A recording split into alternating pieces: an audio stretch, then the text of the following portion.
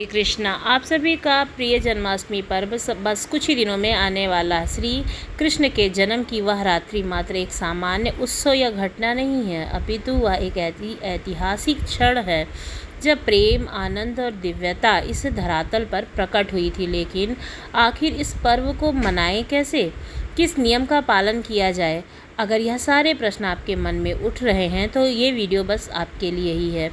आज हम विस्तार से चर्चा करेंगे जन्माष्टमी के पर्व पर कि किस तरह से जन्माष्टमी का पर्व मनाना चाहिए, इसकी संपूर्ण विधि क्या है, इस दिन के विशेष शुभ मुहूर्त कौन से हैं, प्रातःकालीन पूजा कैसे करनी है, जन्माष्टमी की पूजा में क्या सामग्री की आवश्यकता पड़ती है और उसकी संपूर्ण सूची, उपवास के नियम कौन से हैं।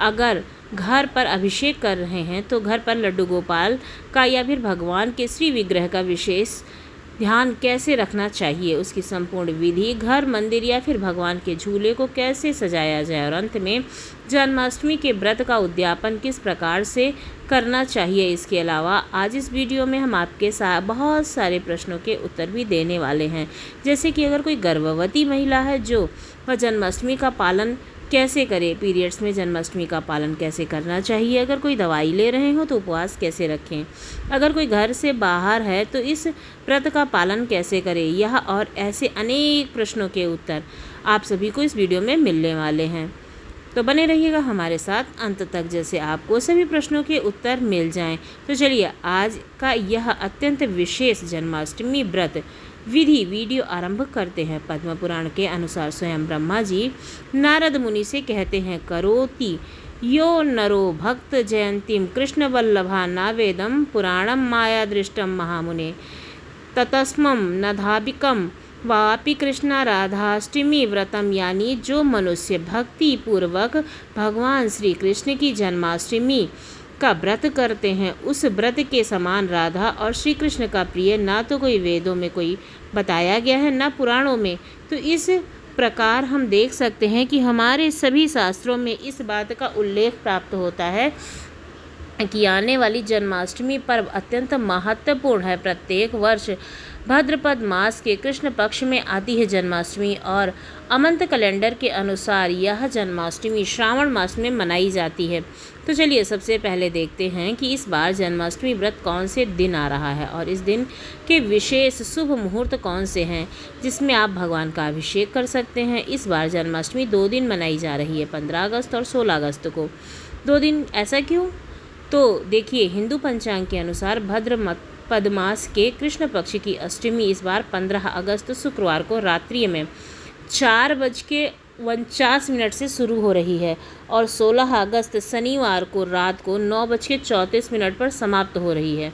तो कई लोगों का मानना है कि भगवान का जन्म तो मध्य रात्रि में हुआ था ना, इसलिए 12 बजे के बाद उनका अभिषेक किया जाता है, उनका जन्मदिवस मनाया जाता है और 12 बजे के समय के आसपास यानी कि निषेध मुहूर्त में अष्टमी तिथि शुरू हो रही है, इसलिए 15 अगस्त को बहुत सारे लोग जन्माष्टमी का व्रत कर रहे हैं।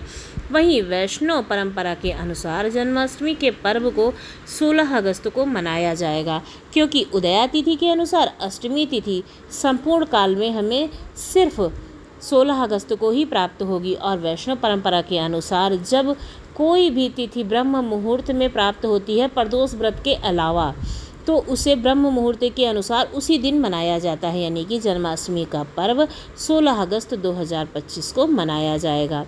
आप अपनी पारिवारिक और स्थानीय परंपरा के अनुसार 15 या 16 दोनों में से किसी भी एक दिन जन्माष्टमी का पर्व मना सकते हैं। और अगर आप इन दिनों में विशेष शुभ मुहूर्त और पारण का समय जानना चाहते हैं तो इसके ऊपर सारे लोगों ने वीडियो बना रखी है जिसके बारे में आपको जानकारी मिल जाएगी और मैं भी आपको सारी जानकारी डिस्क्रिप्शन में मेंशन कर दूंगी, तो आपको उसका पता चल जाएगा। तो जो मनुष्य जन्माष्टमी व्रत का पूर्ण नियम और शास्त्रों विधि पालन करना चाहते हैं उन्हें जन्माष्टमी के एक दिन पहले रात्रि के समय में भोजन नहीं लेना चाहिए, यानी कि अगर अन्य भोजन ले रहे हैं तो संध्या से पहले ले लें। सप्तमी के दिन रात्रि के समय में भारी अन्न भोजन ना लें। सप्तमी के दिन रात्रि के समय में जमीन पर सोएं, ब्रह्मचर्य का पालन करें और अपनी इंद्रियों को संयम में रखते हुए मन, क्रम, वचन और कर्म द्वारा भगवान श्री कृष्ण का स्मरण करते हुए विश्राम करें। अगले दिन प्रातः काल में ब्रह्म मुहूर्त में उठ जाएं। ब्रह्म मुहूर्त का समय यानी कि सूर्योदय से 1.5 घंटा पहले का समय। उठने के बाद सबसे पहले अपने गुरु भगवान श्री कृष्ण का स्मरण करें। तत्पश्चात पवित्र नदी के जल में स्नान करें। अगर यह संभव हो तो घर में ही गंगा जल में से स्नान कर सकें या फिर अपने स्नान के जल में गंगा जल की बूंदें डालकर स्नान करें। और अगर घर में गंगा जल भी उपलब्ध ना हो तो पवित्र नदियों का स्मरण करते हुए स्नान के जल में उनका आवाहन करके प्रातःकालीन स्नान करें। स्नान करने के बाद शुद्ध वस्त्र धारण करें और फिर भगवान श्री कृष्ण की मंगला आरती करें। अगर अपने घर में कर सकते हैं तो सबसे श्रेष्ठ है, अगर नहीं कर सकते हैं तो मंदिर में भी जाकर उनका दर्शन कर सकते हैं। अगर मंदिर में जाकर भी भगवान का दर्शन नहीं किया जा सकता तो कम से कम ऑनलाइन मंगल आरती का दर्शन अवश्य करना चाहिए। जन्माष्टमी व्रत के दिन प्रातः काल में सबसे पहले भगवान श्री कृष्ण के सुंदर विग्रह का दर्शन करना अत्यंत आवश्यक है। इसलिए जिस किसी भी माध्यम से आपके लिए संभव हो भगवान के सुंदर विग्रहों का दर्शन करें। मंगला आरती करने के बाद अथवा उसका दर्शन करने के बाद अब समय है जन्माष्टमी के व्रत के संकल्प लेने का। तो आपने हाथ में गंगा जल लीजिए और भगवान के सामने जाकर इस जन्माष्टमी व्रत का संकल्प लें और भगवान से प्रार्थना करते हुए इस प्रकार कहें कि हे परमपिता परमेश्वर, हे श्री कृष्ण, मैं आपके कृपा प्रसाद को प्राप्त करने के लिए और उनके शुद्ध भक्ति प्रदान करने के उद्देश्य से इस जन्माष्टमी व्रत का मैं पालन करता हूँ या करती हूँ। आप मेरे प्रयास से प्रसन्न हो और अपनी विशुद्धि भक्ति प्रदान करें। इतना कहकर उस गंगा जल को तुलसी के गमले में डाल दें। जन्माष्टमी व्रत का संकल्प लेने के बाद आप तुलसी पूजन करें। तुलसी महारानी भगवान श्री कृष्ण की प्रिय भक्त हैं और इसलिए जन्माष्टमी के दिन उनका पूजन करने से भगवान श्री कृष्ण अधिक प्रसन्न होते हैं। तो इसलिए जन्माष्टमी के दिन सबसे पहले तुलसी के पौधे में अंदर गंगा जल मिश्रित जल अर्पित करना चाहिए। उसके बाद उन्हें धूप, दीप और पुष्प अर्पित करें। अगर संभव हो तो तुलसी आरती करें और फिर कम से कम 3 बार उनकी परिक्रमा करें। तत्पश्चात तुलसी महारानी के सामने बैठ करके हरे कृष्णा महामंत्र का जाप करें। जन्माष्टमी के दिन इस हरे कृष्णा महामंत्र यानी कि हरे कृष्णा हरे रामा हरे कृष्णा हरे हरे रामा, इस महामंत्र की कम से कम 16, 25 या 32 माला का जाप अवश्य करना चाहिए। हरे कृष्णा महामंत्र का जाप हो जाने के बाद अब आप अपने घर में प्रातःकालीन पूजा भी कर सकते हैं। कुछ वक्त यह प्रातःकालीन पूजा मंगला आरती दर्शन करने के तुरंत बाद ही आरंभ करते हैं। आप अपनी अनुकूलता अनुसार यह प्रातःकालीन पूजा कर सकते हैं। प्रातःकालीन पूजा का समय भी आपको जन्माष्टमी कब है इस वीडियो में विस्तार से मिल जाएगा। प्रातःकाल में आप एक सुंदर आसन पर भगवान श्री कृष्ण के विग्रह को स्थापित कर सकते हैं, लेकिन उससे पहले आसपास के जगह को स्वच्छ करें। सफ़ेद व पीले वस्त्र को उस आसन पर बिठाएं। उसके बाद भगवान के श्री विग्रह या फिर उनके चित्र को स्थापित करें। उनके आसपास के स्थान को रोली, अक्षत, पुष्प इत्यादि से सुंदर रंगोली बनाकर सजाएं। तत्पश्चात भगवान को धूप, दीप, नैवेद्य इत्यादि अर्पित करें और उनकी आरती करें। इस प्रकार प्रातःकाल में आप भगवान की स्थापना कर सकें। चलिए अब बात करते हैं कि जन्माष्टमी की रात्रि में अभिषेक करने के लिए आपको किन किन पूजा सामग्री की आवश्यकता पड़ती है। तो उनके लिए सबसे पहले भगवान श्री कृष्ण का चित्र या फिर उनका विग्रह, एक मध्यम ऊंचाई वाला आसन, पीला या फिर सफ़ेद कपड़ा, तुलसी दल, पंचामृत जिसके अंदर दही, दूध, घी, मधु और शक्कर वाला पानी मिश्रित हो। उसके बाद पुष्प, भगवान को करने के लिए श्रृंगार, उनके नए वस्त्र, धूप, दीप, नैवेद्य, मक्खन, मिश्री और पंजीरी का भोग और इसके अलावा ऋतु के अनुसार कोई भी फल। इन सभी सामग्रियों को आप दिन के समय में ही एकत्रित करके रख सकते हैं और अगर इन सभी चीज़ों को आप एक दिन पहले ही बाहर से लाकर रख लेंगे तो आपके लिए सारे कार्य सरल हो जाएंगे। आइए अब बात करते हैं कि जन्माष्टमी का उपवास कैसे किया जाए। जन्माष्टमी भगवान श्री कृष्ण का आविर्भाव दिवस है और इसलिए इस संपूर्ण दिन में हम उपवास का पालन करते हैं। एकादशी की तरह हो एक दिन भी तो व्यक्ति अन्न भोजन खाता ही है। उसे नर्क में जाना पड़ता है। और ऐसे हमारे शास्त्रों का कथन है, जो शायद आपने पिछले श्रावण मास की कथा में भी सुना होगा। और इसलिए जन्माष्टमी के दिन किसी भी प्रकार का अन्न सेवन नहीं करना चाहिए। कई भक्त इस दिन संपूर्ण निर्जला व्रत रखते हैं, यानी कि बिना जल और बिना अन्न का उपवास पालन करते हैं। और फिर रात्रि में 12 बजे भगवान का अभिषेक हो जाता है, उसके बाद ही चरणामृत का पान करके यह व्रत खोलते हैं। लेकिन सभी के लिए यह संभव नहीं हो पाता है। तो ऐसे में क्या करें? तो आप दिन में 1 या 2 बार जल के साथ या फिर फल तथा दूध के साथ उपवास रख सकते हैं। सबसे श्रेष्ठ होता है जन्माष्टमी वाले दिन अपनी शारीरिक आवश्यकताओं को कम से कम करना और अधिक से अधिक भगवान की सेवा में संलग्न रहना, उनके पवित्र नामों का जप करना। और उपवास करने के पीछे उद्देश्य यही है कि हम अपने आप को, अपने मन तथा चेतना को अधिक से अधिक भगवान की दिव्य लीलाओं के श्रवण कीर्तन और उनके नाम स्मरण में लग सकें। कई बार सभी के लिए निर्जला उपवास करना संभव नहीं होता है, तो ऐसे में आप जल के साथ दूध या फिर फलाहार भी ले सकते हैं। लेकिन अगर बहुत ज़्यादा आवश्यकता ना हो तो जन्माष्टमी के दिन पका हुआ भोजन भी नहीं लेना चाहिए, यानी कि एकादशी प्रसाद। हालांकि गर्भवती महिलाओं, वृद्धों और बच्चों के लिए यह नियम लागू नहीं होता है, वे ले सकते हैं। तो इस प्रकार आप अपनी क्षमता अनुसार जन्माष्टमी के दिन निर्जला, सजला या फिर सफल उपवास कर सकते हैं। लेकिन याद रहे, किसी भी स्थिति में अन्न का सेवन नहीं करना चाहिए। अन्न या फिर उससे बनी कोई भी खाद्य पदार्थ का प्रयोग नहीं करना चाहिए। प्रयास करें कि आप उपवास कर रहे हैं तो बाहर से तले हुए चिप्स वगैरह या फिर कोई भी ऐसे पेय पदार्थ ना लें जिसमें आपको संशय हो अन्न मिश्रित होने का। इस दिन जिसका अधिक अपना आहार सात्विक और फल पर रहेगा, उतना ही अधिक उसकी चेतना शुद्ध बनी रहेगी। अब देखिए, यह तो हो गया हमारा शारीरिक उपवास, लेकिन एक दिन शरीर के साथ साथ मन और चेतना का भी उपवास बहुत ही आवश्यक होता है। और यह क्या है? तो इसका अर्थ है कि अपने मन तथा चेतना को भगवान के चरण कमलों पर स्थिर रखना, केंद्रीय रखना। लेकिन वर्तमान समय में यह तो संभव ही नहीं है। यह एक स्थान पर बैठ जाएं और निरंतर 24 घंटे भगवान के नाम का स्मरण करते रहें।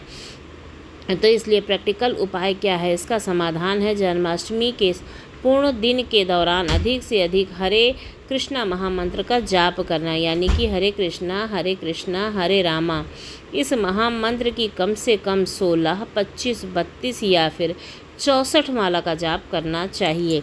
जब आप अपने जीवा में निरंतर भगवान का नाम लेते रहेंगे तो आपका मन और आपकी चेतना दोनों ही शुद्ध हो जाएगी और फिर आपकी वाणी भी इधर उधर की बात में नहीं लगेगी। इसलिए सबसे सरल उपाय है कि पूरे दिन में जब भी आपके पास समय हो, हाथ में माला पकड़ लीजिए और हरे कृष्णा महामंत्र का अधिक से अधिक जाप कीजिए।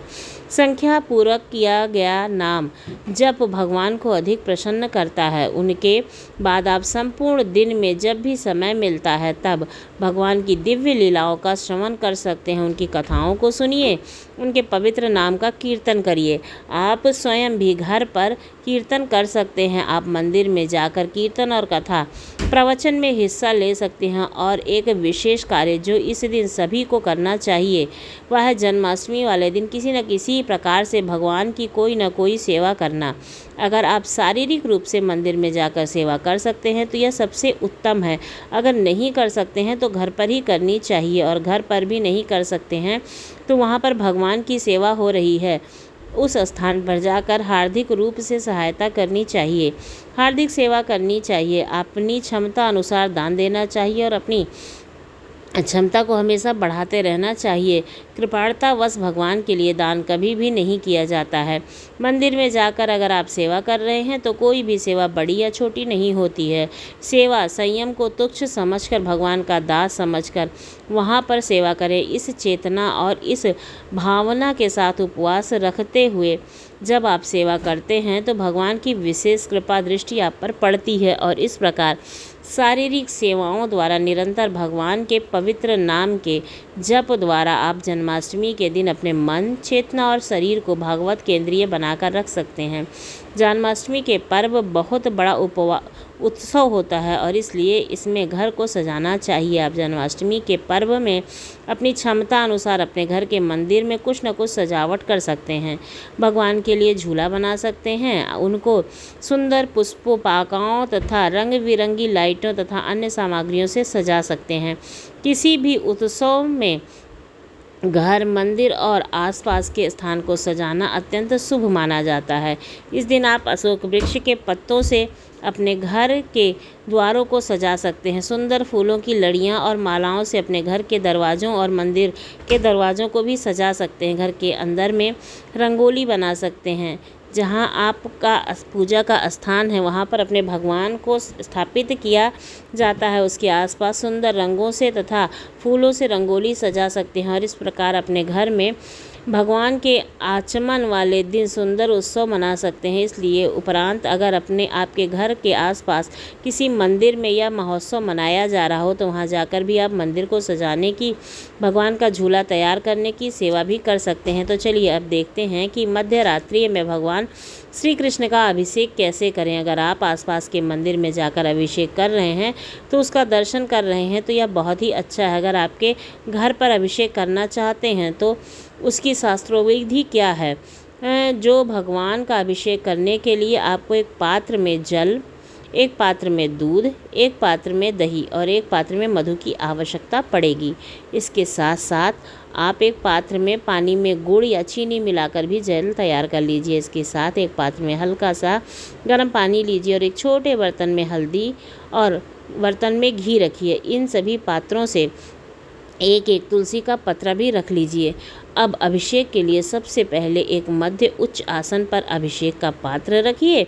उसमें चंदन से गोलेक मंडल बनाइए।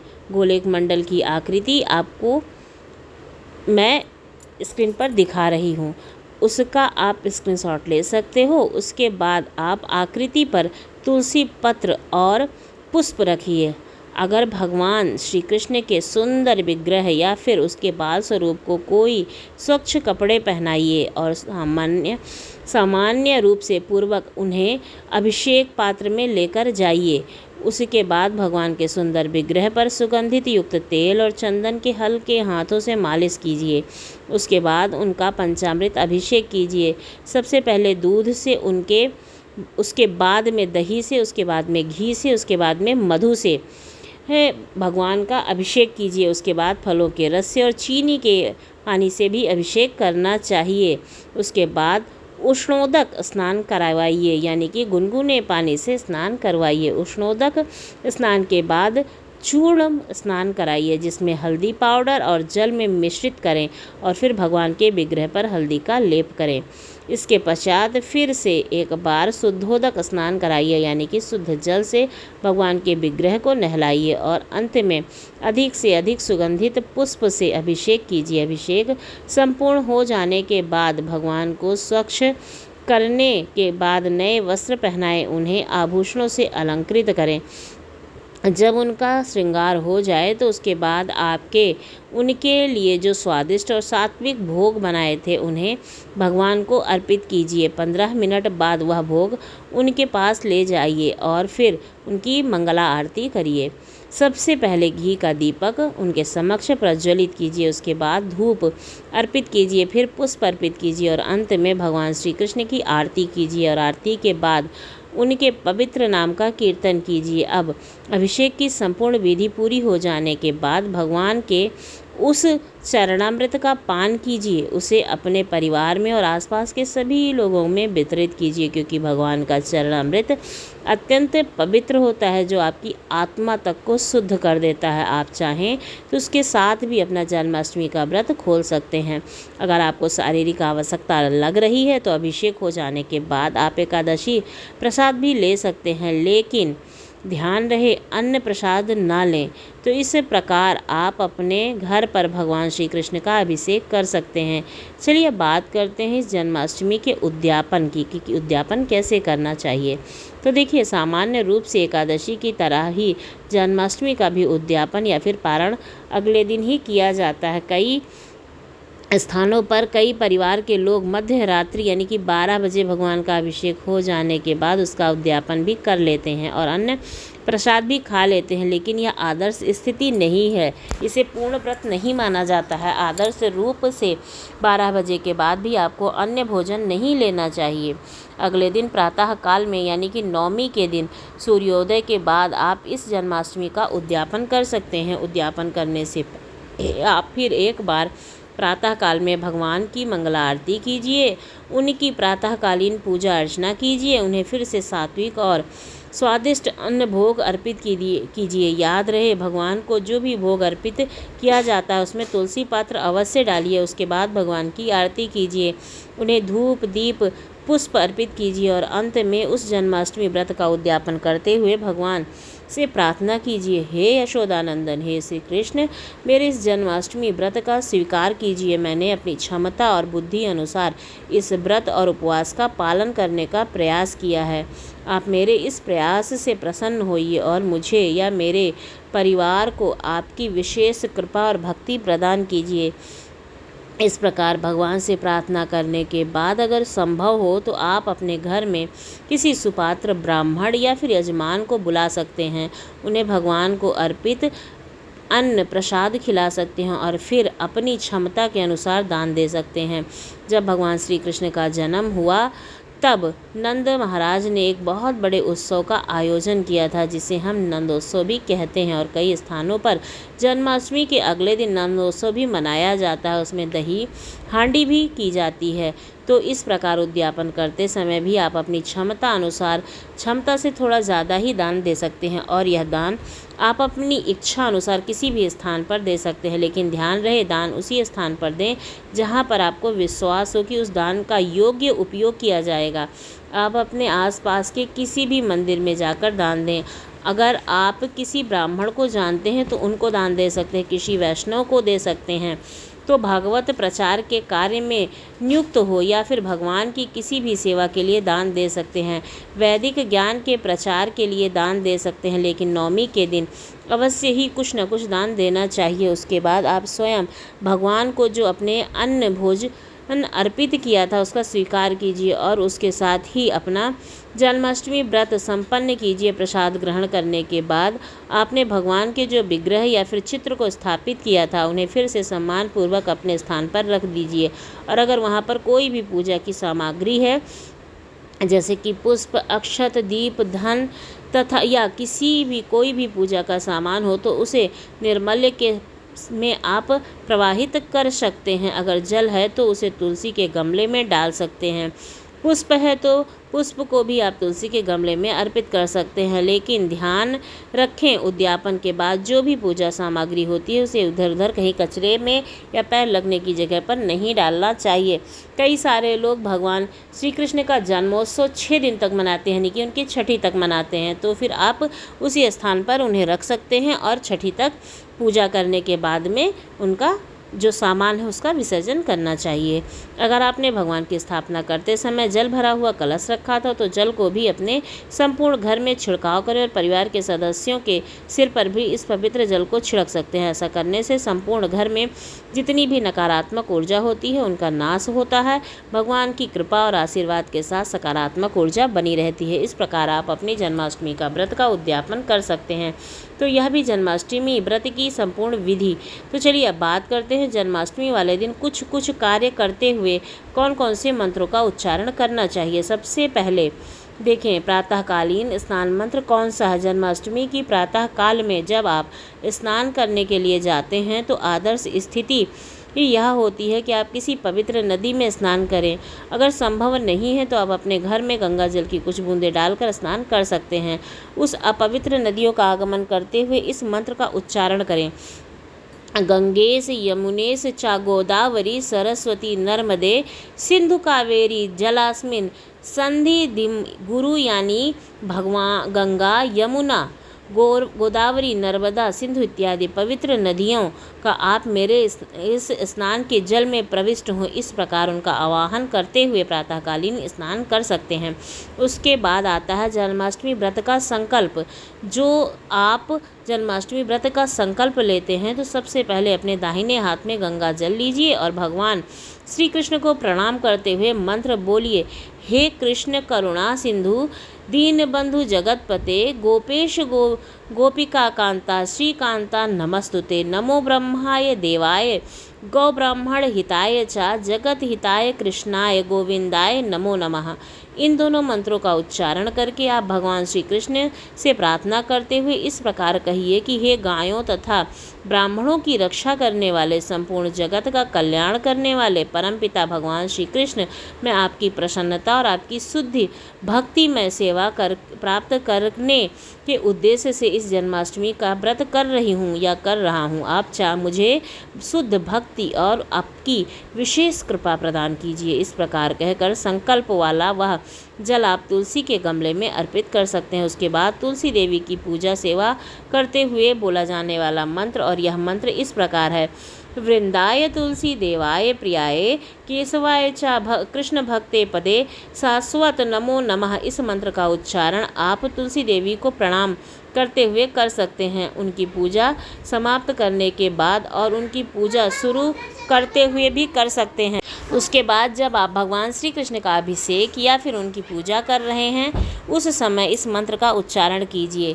जनोभ्याय वना गात्वा नारीक फलम जात कंस वृत्थाय भ्रमारोड़ाय च कौरवां विनाशम दैत्य नामा निर्धनाय च गणधाम माये दैत्यम देवक्तम सहितो हरे। अर्थात होता है कंस के वध के लिए, पृथ्वी का भार उतारने के लिए, कौरवों के विनाश के लिए और दैत्यों के संहार के लिए आपके अवतार के लिए। हे हरे, मेरे द्वारा प्रदत्त इस अभिषेक को, जल को, अर्घ को आप देवकी सहित स्वीकार कीजिए। इस प्रकार प्रार्थना करने के बाद भगवान का अभिषेक प्रारंभ कीजिए। मध्य रात्रि में भगवान का अभिषेक हो जाने के बाद उनका प्रसाद स्वीकार करके संपूर्ण रात्रि में जागरण करना चाहिए और जागरण करते हुए भगवान के दिव्य नामों का कीर्तन, कथा श्रवण और उनके नाम का जप करना चाहिए। जब आप यह जागरण आरंभ करते हैं तो उस समय इस मंत्र का उच्चारण करना चाहिए। नमस्तुभ्यं जगन्नाथम देवकी तनय प्रभु वासुदेवात्मनः तमित्रमाय भवसागरात। हे जगन्नाथ, हे देवकी पुत्र, हे प्रभु, हे वासुदेव पुत्र, हे अनंत, आपको नमस्कार है। कृपया भवसागर से मेरी रक्षा कीजिए। इस प्रकार मंत्रोच्चारण के बाद संपूर्ण रात्रि में जागरण करना चाहिए। अगर किसी कारणवश आप जागरण नहीं कर सकते तो भगवान के नामों का चिंतन करते हुए, उनका स्मरण और कीर्तन करते हुए विश्राम करना चाहिए और अगले दिन प्रातः काल में फिर ब्रह्म मुहूर्त में उठना। अगले दिन आप जन्माष्टमी का उद्यापन करते हैं या फिर पारण करते हैं। इस समय आप ब्राह्मणों को दान दे रहे हैं या दान देने से पहले इस मंत्र का उच्चारण किया जाता है। नमस्ते वासुदेवाय गौ ब्राह्मणाय हिताय च शांतिरस्तु शिवम चस्तु इवम विसर्जनम। हे कृष्ण, मेरे ऊपर प्रसन्न हो। गौ तथा ब्राह्मण का हित करने वाले आप वासुदेव को नमस्कार है। शांति हो, कल्याण हो। इस प्रकार आप विभिन्न मंत्रों का उच्चारण करके अपनी जन्माष्टमी को पूर्ण विधि संपन्न कर सकते हैं। अगर किसी को समस्या आती है तो यह संस्कृत के श्लोकों का उच्चारण नहीं कर सकते तो आप हिंदी सिर्फ अनुवाद पढ़ सकते हैं। इसे सुनने से भी जन्माष्टमी का पालन कर सकते हैं। आप सभी श्लोक आपको सहित बताए गए हैं तो आप अर्थ सहित उन श्लोकों का पालन कर सकते हैं। तो आपको उम्मीद करती हूँ हमारी वीडियो की संपूर्ण जानकारी पसंद आई होगी। अगर कृष्ण जन्माष्टमी की संपूर्ण जानकारी आपको इस वीडियो में मिली है तो आप हमारे चैनल को लाइक करें, शेयर करें और सब्सक्राइब करना बिल्कुल भी ना भूलें। धन्यवाद।